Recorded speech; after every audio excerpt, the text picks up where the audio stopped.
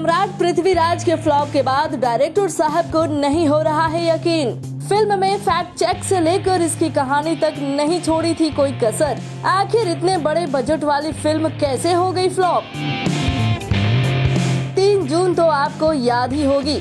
ये वो तारीख है जिस दिन अक्षय कुमार मानुषी छिल्लर स्टारर फिल्म सम्राट पृथ्वीराज रिलीज हुई। पर फिल्म की कहानी दर्शकों को तनिक भी न भाई और फिल्म का क्या हाल हुआ ये तो जग जाहिर है। फिल्म प्रमोशन में भी कोई कसर नहीं छोड़ी गई।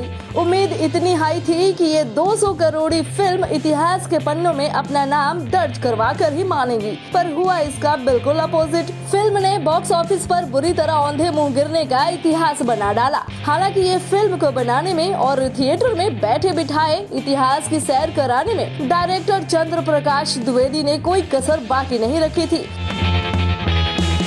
लेकिन कहते हैं ना, कहानी कितनी भी दमदार क्यों ना हो, फिल्म की सक्सेस तो दर्शकों पर ही डिपेंड करता है। बस फिर ऐसे में फिल्म तो बुरी तरह फ्लॉप हो गई और अब इसको लेकर तरह तरह की बातें धुआं बनकर उठ रही है।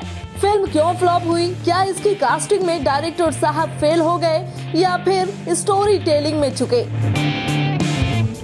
तो सुनिए, सम्राट पृथ्वीराज के फ्लॉप के बाद से ही फिल्म के डायरेक्टर चिंता में डूब गए हैं और अब द्विवेदी साहब फिल्म फ्लॉप होने की पीछे की वजह का पता लगाने में जुट गए हैं। अपनी प्रोग्रेस में सभी क्रिटिक और रिएक्शन को ऐड करते हुए द्विवेदी ने दावा किया कि वो तो इस बात को समझने में फेल हो गए हैं कि आखिर ऑडियंस को क्या दिक्कत हुई। उन्होंने कहा, YRF ने इस कहानी को बड़े लेवल पर प्रेजेंट किया था, लेकिन ऑडियंस ने इसे नकार दिया। मुझे अभी भी ये साफ तौर पर समझ नहीं आ रहा है कि आखिर प्रॉब्लम कहाँ थी। राइटर्स ने हिस्टोरिकल फैक्ट पर पूरी पकड़ बनाए रखा और ऑनेस्टी से वर्क भी किया। वहीं हम अपनी स्टोरी टेलिंग की जिम्मेदारियों को भी वेल अंडरस्टूड करते हैं। ऑलमोस्ट 4 साल बाद डायरेक्शन में वापसी करने वाले चंद्र प्रकाश द्विवेदी ने सम्राट पृथ्वीराज के फ्लॉप पर अब फाइनली खुलकर अपनी बात रखी है। द्विवेदी ने एक इंटरव्यू में कहा, फिल्म को पॉलिटिकली वे में टारगेट बनाया जा रहा है।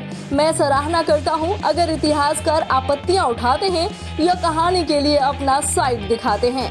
सिर्फ इसलिए कि आप मेरे साइड से अग्री नहीं हैं, इसका मतलब ये नहीं है कि आप इसे एक साथ अनएक्सेप्टेबल बना देंगे। ऐसा नहीं है कि इतिहास कैसे काम करता है। इतिहासकारों को अपनी डिबेट सिनेमा हॉल के बाहर ही रखनी चाहिए। उन्हें फिल्मों को फिल्मों की तरह ही देखना चाहिए और उसमें पॉलिटिकल और रिलीजन को घसीटने से बचना चाहिए। ये फिल्म पृथ्वीराज की वीरता के अलावा भी बहुत कुछ बताती है।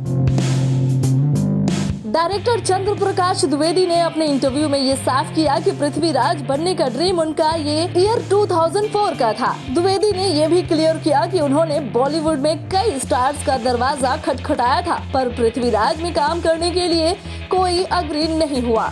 इससे पहले सनी देओल को भी डायरेक्टर साहब ने अप्रोच किया था। कहानी भी सनी के हिसाब से ही गढ़ी गई थी, लेकिन 18 साल तक इस प्रोजेक्ट पर कोई काम स्टार्ट नहीं हुआ। ऐसे में एक खिलाड़ी कुमार ही थे जिन्होंने डायरेक्टर साहब के साथ हाथ मिलाया। अब ऐसे में डायरेक्टर साहब की डूबती नैया को अक्षय ने ही पार लगाया है। वेल फ्रेंड्स, आपको क्या लगता है फिल्म के फ्लॉप होने की वजह क्या है? आप हमें अपनी राय नीचे कमेंट बॉक्स में जरूर दीजिए। बॉलीवुड की latest news, gossip, film reviews, song reviews के लिए सब्सक्राइब करें हमारे चैनल क्रेजी फॉर बॉलीवुड को। And yes, don't forget to press the bell icon ताकि हमारे चैनल पे आई कोई भी नई इन्फॉर्मेशन आप बिल्कुल भी मिस ना कर पाएं।